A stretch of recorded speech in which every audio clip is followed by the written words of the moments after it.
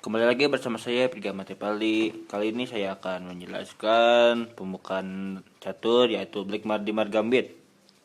Ya, Black Mardimar Gambit adalah satu pembukaan yang dimulai dari D4, D5 lalu mengorbankan pion di E4. Ya, idenya sangat mudah. Yang pertama ialah langsung menantang pion di D5 dan ya berbeda dari biasanya. Biasanya di sini kita putih memainkan C4 yaitu ya Queen's Gambit atau pembukaan Gambit Menteri. Dan ya, idenya masih cukup sama menurut saya, ialah untuk mengembangkan perwira secara cepat. Setelah E4 di sini hitam dapat menolak gambit dengan E6 misalnya. Ya, French defense atau pertahanan Prancis ataupun C6, Karokan defense. Ya. Dan ya kali ini saya akan lebih fokus apabila hitam memakan pion atau menerima gambit di E4. Ya, seperti ini. Dan ya, lalu di sini main line dari putih ialah kuda F3. Idenya sangat mendasar, ialah menyerang pion di E4. Dan di sini hitam harus menahan pion agar tidak rugi. Sebenarnya di sini hitam dapat mencoba untuk mengorbankan pion dengan D5. Maaf, D5. Dan ya, secara ini tidak begitu menguntungkan bagi hitam. Di sini hitam dapat mencoba untuk menahan pion dengan F5 misalnya. Dan ya, tetapi kerugiannya ialah di sini hitam sudah jelas melemahkan posisi di diagonal H5 E8. Ya, seperti ini. Dan sewaktu-waktu putih dapat menyerang Raja Hitam dengan Menti H5 skak atau dan itu pasti tidak begitu menguntungkan. Dan yang lebih parah misalnya putih menyerang petak F7 ini dengan gajah C4 misalnya, lalu menyerang tempat terbuka seperti ini ataupun setelah mengorbankan pion di F3, kuda maju memakan maksudnya dan mulai menyerang petak F7 ini. Ada banyak sekali ada banyak sekali rencana-rencana dalam pembukaan ini. Tetapi langkah yang paling sering dipakai adalah kuda F6. Secara dalam prinsip catur, kuda harus dikembangkan dahulu sebelum gajah. Jadi gajah F5 ini tidak begitu baik. Langkah terbaik adalah kuda F6. Secara kuda F5 kita dapat menyerang gajah di G4 misalnya, seperti ini. Dan apabila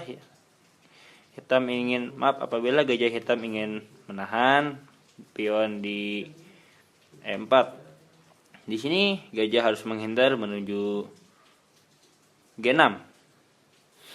Dan setelah H4 maka gajah harus maka petak di H5 harus diamankan. Maksudnya ialah kuda harus memiliki jalan pelarian lagi seperti H6 misalnya.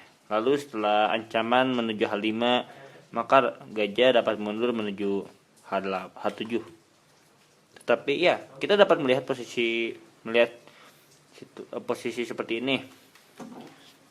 Yang pertama ialah gajah di sini sangat memojok. Maksudnya di sini hitam jelas-jelas tidak dapat pion seto gajah gelapnya, karena ya apabila gajah di sini bergerak maju sedikit saja misalnya ke sini, yang jelas ialah gajah tidak akan dapat kemana-mana. Dan yang terpenting ialah tidak bagus apabila hitam dalam posisi seperti ini rokade pendek, karena dua pion ini dapat mengganggu hitam sekali. Ya, seperti setelah rokade pendek, putih dapat langsung memulai serangan dengan G5. Ya, tidak bagus sekali. Jadi gajah di sini menurut saya tidak begitu baik. Jadi ya, main line tetaplah main line, dan jalur utama dari posisi seperti ini ialah kuda F6. Dan langkah selanjutnya bagi putih ialah F3. Mengapa F3? Karena ya inilah ide dasar dari Black Mardimar Gambit. Setelah yang jelas ialah kita harus mengeksekusi pion sentral di sini, karena ya pion di sini akan sangat mengganggu yang jelas bagi putih, karena ya karena pion di sini dapat mengganggu posisi putih. Yang jelas ialah gajah tidak dapat ke sini misalnya, tidak dapat ke D3. Menteri pun tidak dapat ke D3 ataupun F3 suatu waktu. Dan yang jelas yang paling terlihat ialah kuda tidak dapat meluncur ke F3. Dan ya, apabila kuda di F3, yang jelas kuda dapat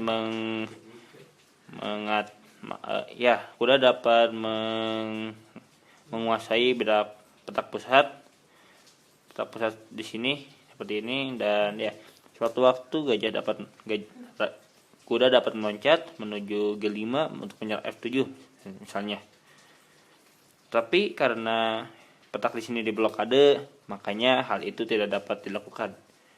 Yang jelas apabila kuda menuju ke H6, maka di sini gajah terang hitam dapat langsung menyandra kuda di H3, dan akhirnya nanti akan terjadi penumpukan pion dan pion isolasi di file F. Ya, tidak sangat bagus sekali. Dan ya, jadi ide terbaik dari posisi seperti ini ialah untuk mengamankan petak F3 dengan pion F3 seperti ini. Ya. Jadi dalam posisi seperti ini yang jelas tidak ada cara lain untuk melindungi pion melainkan dengan memakannya. Dan kita akan makan dengan kuda. Ya, inilah posisi awal dari Black Mardimar Gambit. Ada beberapa variasi yang dapat hitam lakukan. Ya, kalian mungkin dapat melihat hitam menempatkan gajah di F5 misalnya, ataupun menempatkan gajah di G4, mungkin kuda terhadap menteri, ataupun dengan menggerakkan pion menuju E6 misalnya. Bedanya membebaskan gajah gelapnya dan rokade pendek misalnya. Lalu di sini kita dapat mencoba untuk menjaga petak di B5 misalnya, yang rawan akan serangan dengan C6 misalnya. Diamankan seperti ini. Maaf. Ya. Dan ya, mengapa saya lebih memilih C6?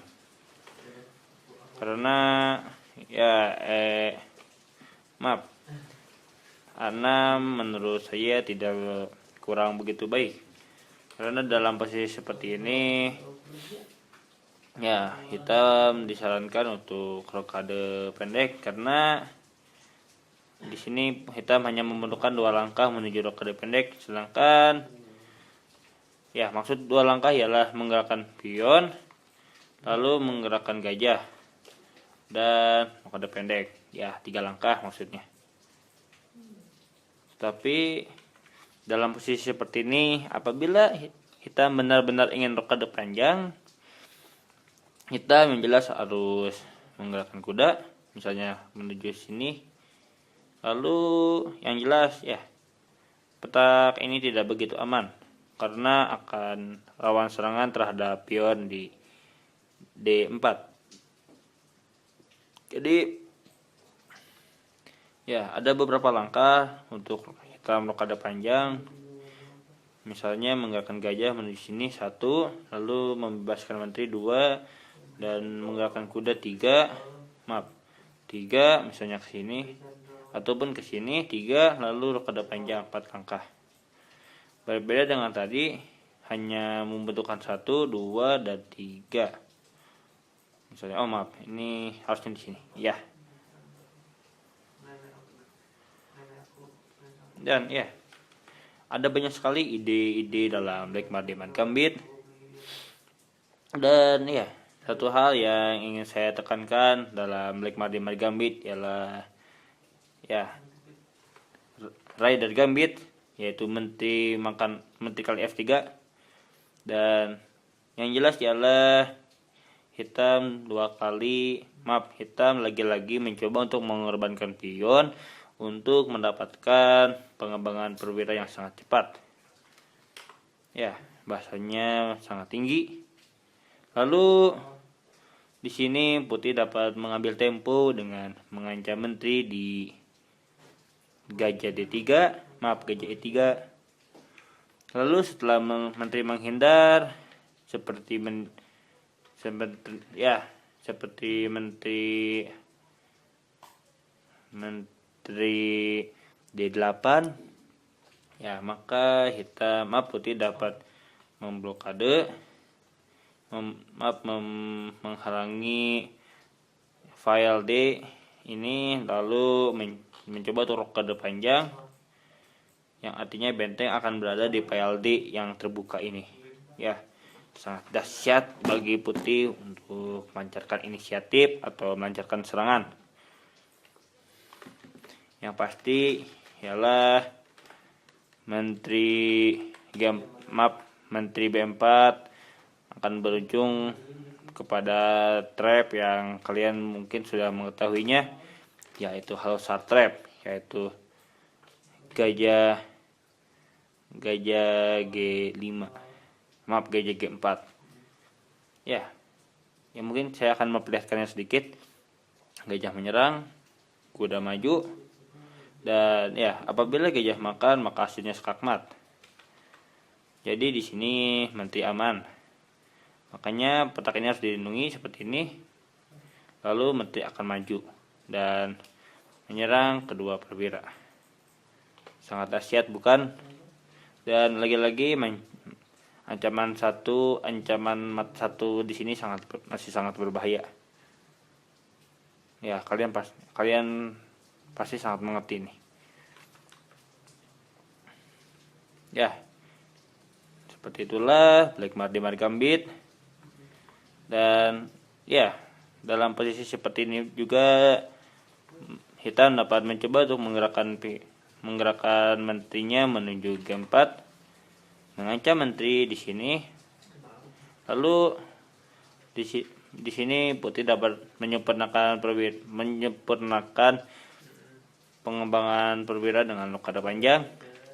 Ya, menghantam file terbuka di file D dengan bentengnya.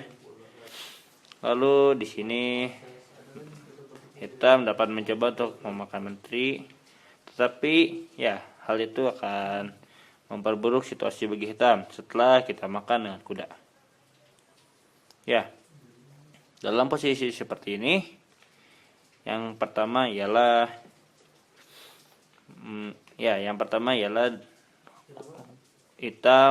putih di sini kehilangan 2 pion.